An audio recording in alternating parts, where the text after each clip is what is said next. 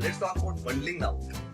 What bundling means, as I already told you, there is an entry point and there is an output path.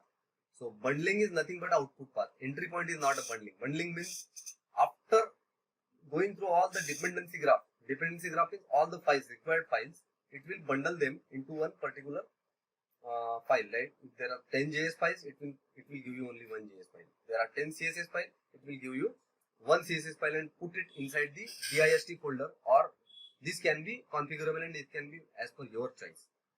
So this is the default practice, that why I have given this code, but you can do anything.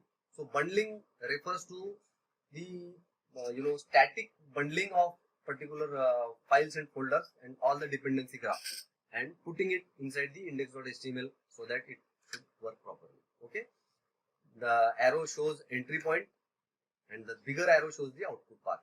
So as I understand, as you guys also understand, the output path will be dist folder and it will be bundle.js file. Only one output path will be there. However, it will go through this index.js and create so many dependency graph calculations, put all the JavaScript into one bundle.js file. This is what a bundling means. Okay, and run the Webpack build process. Running is very simple actually. The command will execute the configuration file and it will do whatever is required. So